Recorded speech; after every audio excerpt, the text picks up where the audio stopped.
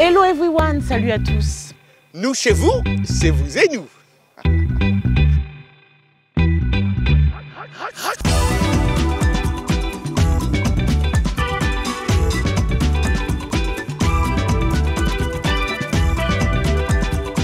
Ravi de vous retrouver pour ce nouveau numéro de Vous et Nous. Comme vous le constatez, nous sommes en dehors des studios de la VOA pour répondre à la distanciation sociale. Ce numéro va vous permettre de revoir tous les reportages, les portraits qui nous ont touchés au cours de l'année 2021. L'occasion pour vous de faire connaissance avec Rachid Kimoun, un sculpteur d'origine algérienne qui est très touchant. The legendary Jenny et notre collègue Ginny nous apprendront bien sûr quelques pas de danse à la fin de cette émission avec Michel Joseph et Arzouma Compaoré dans cette édition de Vous et Nous. Occasion également pour vous de revoir l'entretien avec Michael Cherakis, un amoureux de la rumba. Nous reviendrons sur quelques rétrospectives de l'année 2021. Notre segment Anglais Express, ah oui, un dernier segment en tout cas de cette année, sera au rendez-vous avec la superbe Michel Joseph. Et elle sera avec moi ici, à côté de moi ce soir. Donc vous ne voulez pas rater ça. C'est dans un instant. Mais d'abord, nous allons à Abidjan dire bonne année à Ekia. Ekia, moi j'ai dit d'habitude bonana. Bonana, effectivement, Roger. On dit également bonana chez moi. Mais actuellement, je suis à Abidjan et on dit plutôt Akwaba. Bienvenue à tous les téléspectateurs. Je ne vais pas tarder à mettre mes lunettes, vous m'excuserez, parce que le soleil est éclatant ici à Abidjan et il fait bon vivre. On dit souvent Abidjan, la ville la plus douce au monde.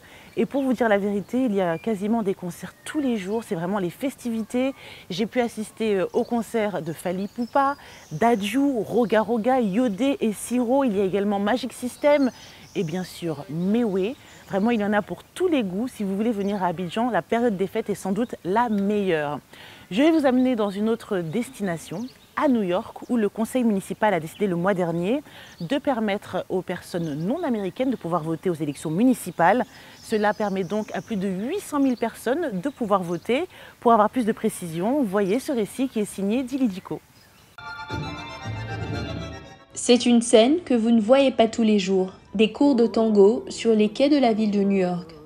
Voici Jacqueline Godoy. Bientôt, elle pourra faire quelque chose d'autre, d'aussi inhabituel. Voter. Jacqueline n'est pas une citoyenne américaine, mais désormais, elle pourra voter aux élections locales de New York. Elle explique que pour elle, ce sera une expérience différente de celle qu'elle a connue au Venezuela.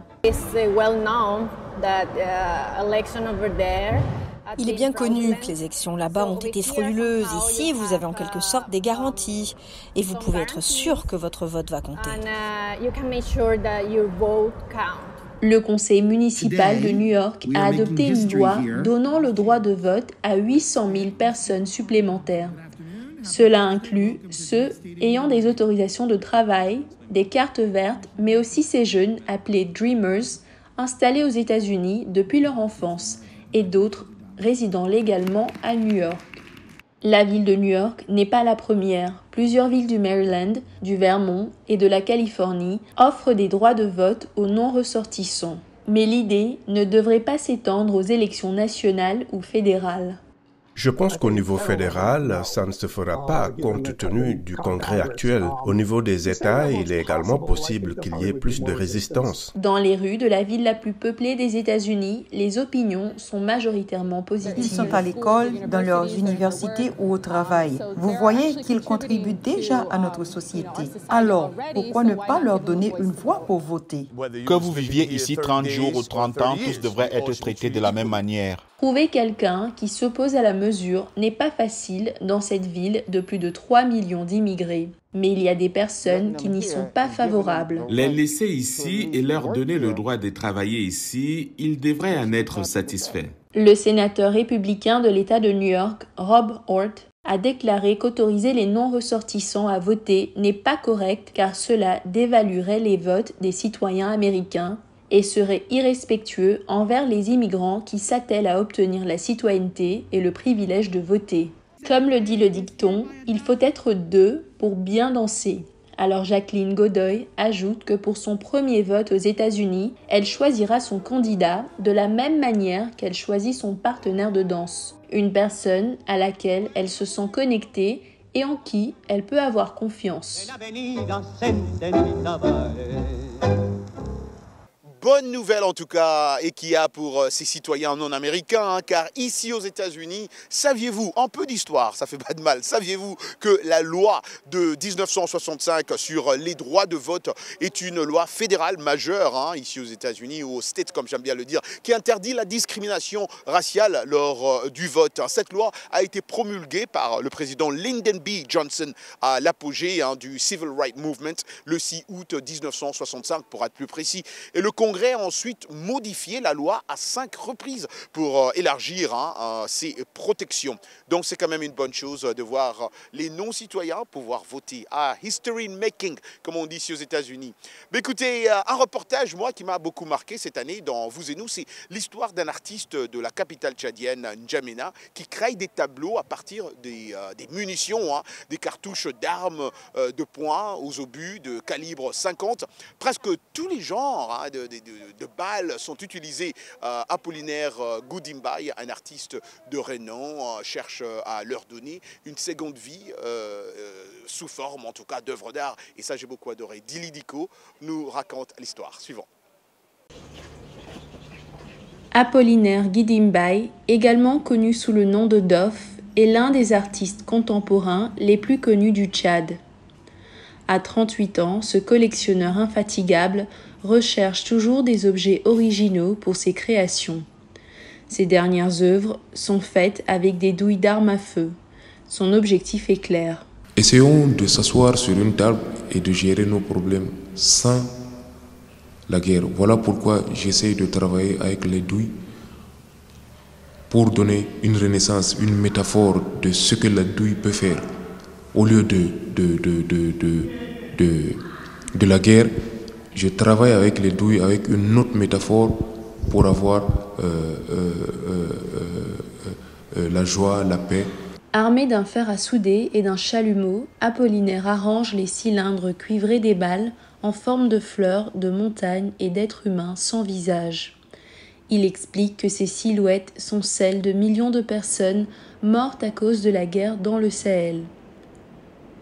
Caleb Rimtobay est également un artiste. Pour lui, la démarche d'Apollinaire est un nécessaire message de paix. C'est clair de ramasser des douilles, de récupérer ce qui a servi à faire du mal et en faire quelque chose de beau. Je pense que c'est un peu l'essentiel de ce qui sort de son travail. Donc, clairement, ouais, c'est un messager de paix, un messager pacifiste. Et quand nous avons pensé au show de la paix au Sahel, ben, tout était tellement naturel. On s'est vu pour, en principe, 30 minutes et ça a duré 4 heures, je pense, la première rencontre. Parce que nous avons cette même volonté de dire, là où les politiques ont les limites, avec l'art, on peut aller plus loin, on peut lancer des messages beaucoup plus loin et impacter les gens de façon beaucoup plus forte. Pour Apollinaire, le public idéal est celui qui regarde sous la surface, qui cherche du sens dans les matériaux utilisés et fait des parallèles avec sa propre vie. Merci pour ce choix de reportage, Roger. Ça nous montre une nouvelle fois, j'aime toujours le dire, il faut faire attention à la façon dont on jette les choses, car comme on le voit dans ce reportage, il est possible de faire de la récupération de presque tout. Donc prenez le temps, parce que ça peut sauver la planète et ça peut créer des œuvres d'art. Je vais vous parler à présent d'un artiste sculpteur qui lui aussi fait du recyclage par moment d'objets du quotidien. Il s'agit de Rachid Kimoun, qui est d'origine algérienne, et son portrait m'a beaucoup touchée. C'est dans une période où en France on était entre le confinement strict, doit-on sortir, doit-on réouvrir les choses, c'était un peu confus. Et dans cette confusion, il a réussi à exposer dans 3 lieux différents. Rachid Kimoun, je le rappelle, est un sculpteur d'origine algérienne qui est parti de presque rien et qui a réussi, du haut de ses 21 ans, à être diplômé d'une des plus prestigieuses écoles en France qui s'appelle les Beaux-Arts. Je vous propose de voir ce portrait que j'ai pris beaucoup de plaisir à réaliser au début de l'année 2021. De l'Aveyron, dans le sud de la France, Rachid Kimoun a très tôt été attiré par le dessin, par l'art qui s'inspire de son vécu.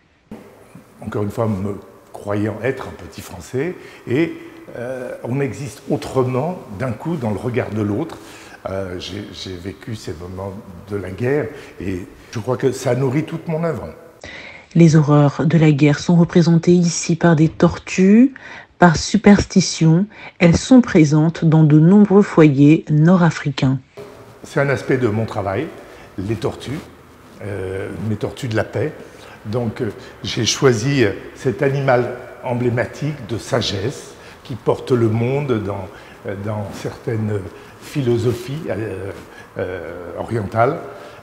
Comme chez moi qui suis berbère, en Afrique du Nord, la tortue est toujours dans la maison car elle la protège et elle chasse les mauvais sorts et les génies. Un jour, à partir d'un casque militaire, je me suis dit, mais voilà mes horreurs de la guerre. En affublant une tortue d'un casque, de tous les casques militaires, c'était une manière de dire qu'on a beau dire plus jamais cela, chaque époque a son lot de violence, de misère, comme la tortue qui hiberne et qui revient au printemps. Et tous les éléments recyclés par Rachid Kimoun racontent une histoire comme celle des États-Unis où les esclaves étaient soumis aux travaux forcés dans les champs de coton. Aujourd'hui, le coton, on l'emporte, il nous tient à la peau et pourtant il fait l'objet d'oppressions terrifiantes dans certains pays. Parce que, donc il n'y a jamais de bien sans mal. Et je laisse comme ça à chacun le soin de réfléchir à cette idée. C'est déjà le moment de prendre une courte pause. On se retrouve dans quelques instants. Vous allez faire un bond directement à Washington.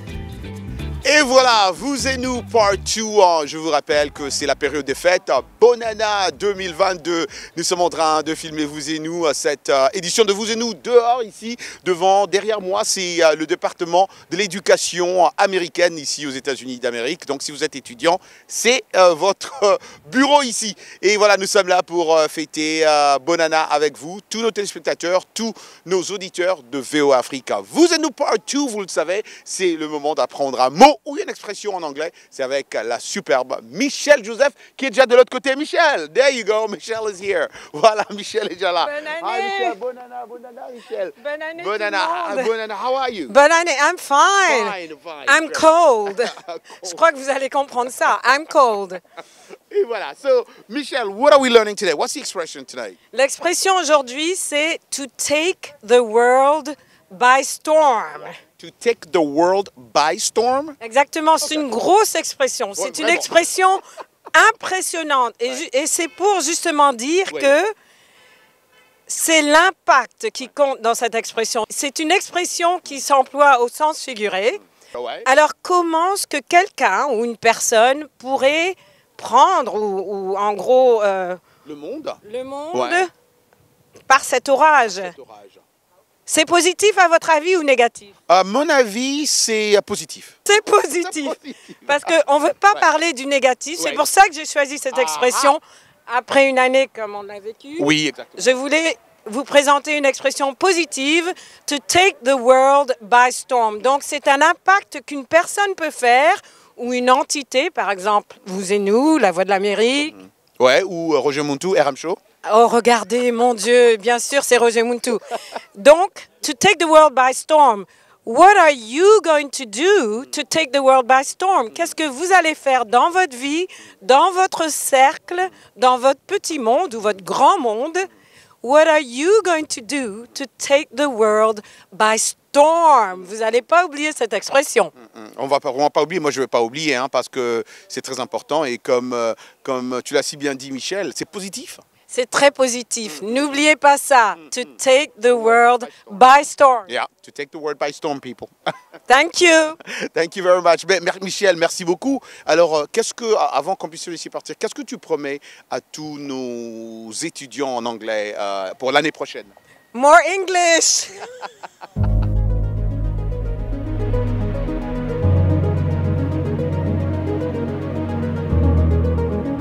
Et voilà, l'année 2021 s'écoule déjà. Goodbye 2021, bienvenue 2022. Mais on ne doit pas oublier les bons et les mauvais souvenirs de l'année dernière, l'année 2021. C'est pourquoi on a toujours l'habitude dans cette émission de parler de rétrospective de l'année dernière. Et cette année, on vous parle de l'année 2021. Il y a eu beaucoup de bonnes nouvelles, mais aussi de mauvaises nouvelles.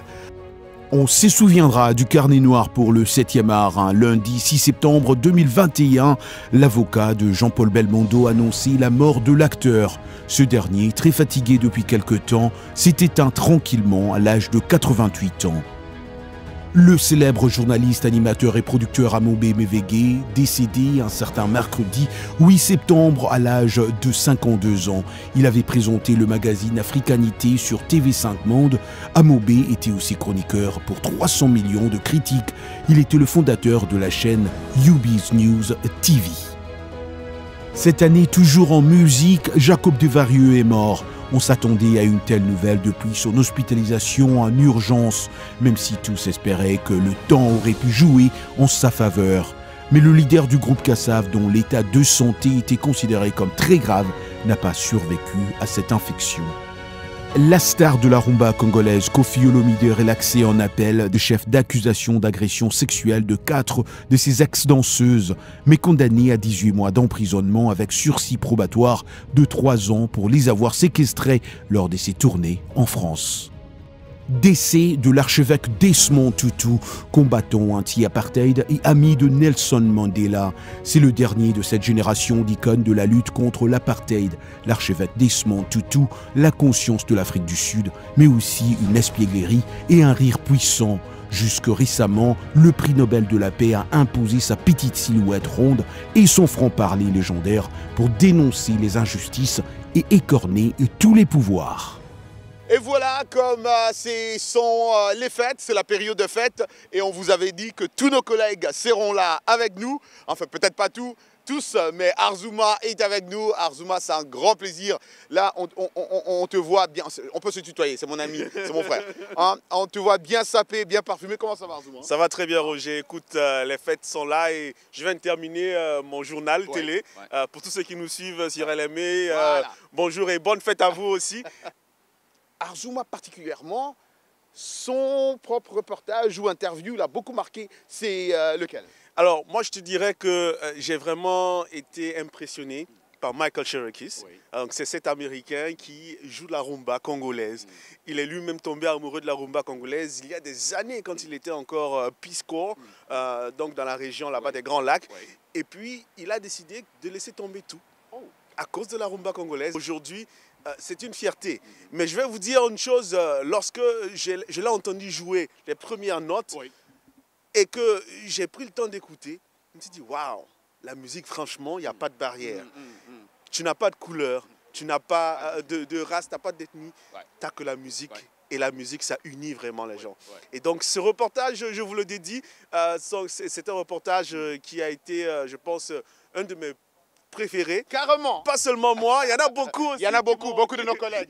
Jean-Louis m'a fait mal. Comme c'est un rumbiste. Ils ont témoigné effectivement que c'était un reportage en fait par l'originalité, aussi la fraîcheur, mais aussi la sympathie que Michael dégage. Quand on le regarde, tu sens que c'est quelqu'un qui joue la rumba congolaise, il ne peut pas être mauvais gars, tu vois. Alors avec la permission d'Arzouma, on peut regarder ce reportage-là, n'est-ce pas? Let's go. Let's go, let's watch it. Mesdames, Messieurs, bonsoir et merci de nous retrouver une fois de plus sur VOA Afrique. Il s'appelle Michael Cherekis, il est américain, mais il a une passion indéfectible pour la rumba congolaise. Cela fait beaucoup d'années maintenant qu'il travaille dans la région de Washington DC avec beaucoup d'artistes musiciens africains. Nous sommes présentement dans son studio. Monsieur Michael Cherekis, bonjour, comment ça va? Ah, ça va très bien, merci de venir avec tous les caméras et tout ça, c'est vraiment un honneur d'être sur VOA. On est super contents et je dois dire que la première fois que j'ai entendu parler de Michael Cherekis, on m'a dit c'est un Américain mais il adore la rumba congolaise. Et cela m'a intrigué. Alors, cet amour pour la rumba congolaise, ça vient d'où? Ah bon, il y a plusieurs réponses à cette question. On peut dire que ça vient de ma mère, d'abord parce qu'elle a joué très bien, certainement le piano et surtout le ragtime avec Scott Joplin. Okay? Donc ça, c'est une musique qui a ces syncopes, c'est un peu comme ça. Je m'attachais à cette musique très, très jeune. Et quand j'ai entendu la musique, quand j'étais volontaire en cours de la paix, là, ça fait des années, en République centrafricaine, j'étais à l'est du pays, vers le Soudan, et sur le fleuve Bangui-Chari, donc à l'autre côté c'était le DRC. Et c'est là où vraiment j'ai compris que la musique congolaise était, je ne sais pas, c'est la même vibration que ma co.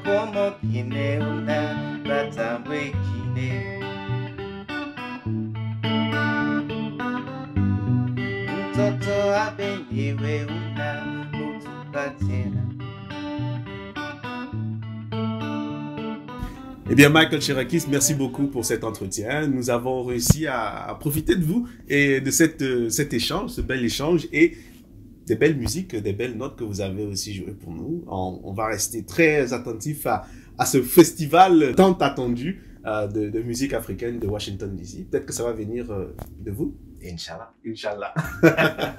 Alors, et pour vous qui nous avez suivis, merci encore une fois de rester fidèles au programme de VOA Afrique. C'était Azuma Compaoré depuis Silver Spring dans l'État de Maryland.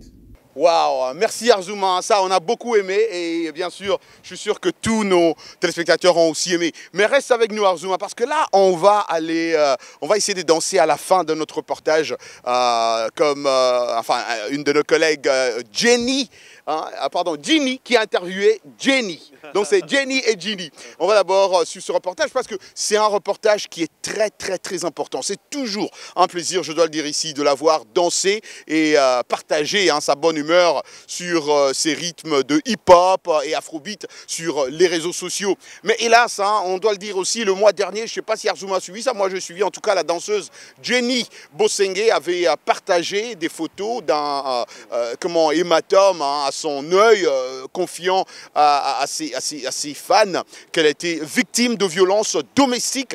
Suite à cet incident, elle a décidé en tout cas de prendre une pause et de se retirer de réseaux sociaux.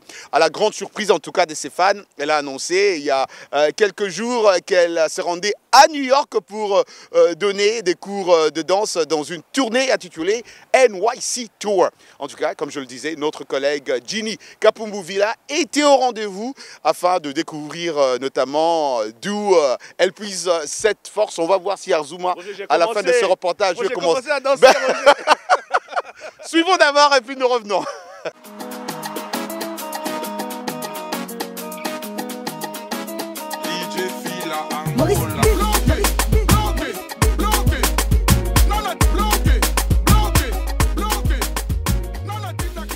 Salut, c'est Ginny. Et Jenny. Voilà, j'aurais pas pu la laisser partir sans être venue la voir. Donc Jenny nous a rendu visite à New York. Jenny, contre toute attente. On t'a vu reprendre du poil de la bête, mais qu'est-ce qui t'a fait venir comme ça? Est-ce que tu t'es dit « I'm out » C'était beaucoup réfléchi, mûrement réfléchi? C'était pas du tout mûrement réfléchi. J'avais besoin de voyager. Parce que pour moi, c'est quelque chose qui me permet de penser à autre chose, un peu découvrir, d'oublier plein de choses. Et je me suis dit, ben, ce serait bien d'aller en Amérique parce que moi, c'est l'Amérique, c'est un continent, je me dis toujours, avec la danse, c'est quelque chose, c'est un endroit où je voudrais vraiment faire carrière et aller au-delà de mes limites. Et donc, du coup, je me suis dit, je viens de la New York et comme je connais une femme qui s'appelle Angel, elle gère en fait toute une école Afro Dance New York.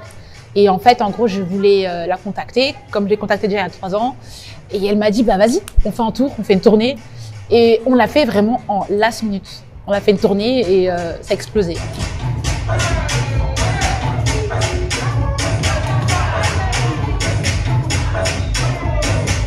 Justement, cette tournée, NYC Tour, c'est comme ça qu'elle s'appelle? C'est ça, ouais. En quoi elle consiste? Ben, en fait, c'est moi qui donne cours de danse dans des écoles à New York. Les écoles les plus connues de New York, on va dire, on passe par le Broadway Dance Center, Perry Dance, enfin plein d'écoles. Et en gros, j'ai donné cours de danse et j'ai annoncé en 2 semaines.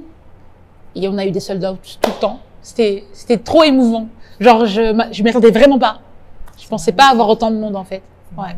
Et du coup, l'apprentissage US versus ouais. c'est comment? Ben, il y a un vrai décalage. C'est des mentalités différentes, c'est un esprit différent, c'est une vibes différente. Les gens, enfin, je sais pas, ils sont pas très scolaires ici, ils sont un peu foufous.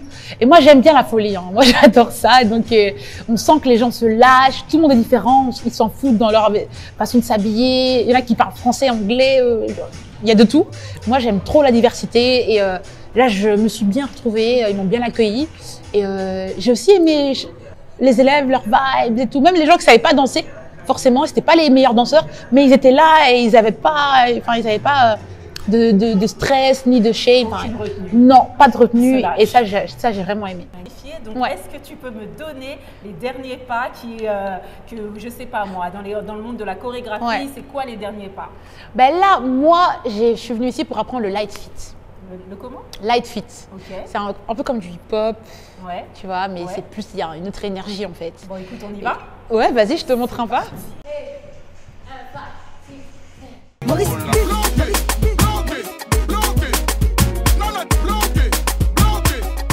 Roger, tu m'as vu danser, je te prends en duel. It's a battle next time. Roger, tout. Et voilà, vous avez vu, hein, comment vous avez trouvé les Oh, c'est génial, génial. Alors, super, ça inspire même les vieux comme nous. En tout cas, Jenny, we love you, Jenny. We love you, Jenny B. Et Jenny, merci d'avoir déniché cette belle demoiselle qu'on cherche toujours ici sur VO Afrique. Surtout qu'elle danse super bien. Moi, ça fait longtemps que je suis Jenny B sur les réseaux sociaux. Ah, moi aussi. En tout cas, courage et on continue à être ensemble. Ouais. Elle était reçue ici aux États-Unis par notre collègue Jenny DeGeneres. Jenny, what's her name? La blonde, là. Ouais, comment? Ellen DeGeneres. Elle a été reçue. Ah, super. Oui, génial. Je me rappelle, c'était super. Oh, c'était une émission super. Mais alors, écoutez les amis, on va essayer de danser comme vous aussi parce que bon, on ne sait pas, on est peut-être un peu plus vieux que vous, mais on va quand même essayer. Il n'y a pas de problème, ne vous moquez pas de nous. Alors, qu'est-ce que tu dis, maestro? Let's do it. Let's do it. Okay. Maurice.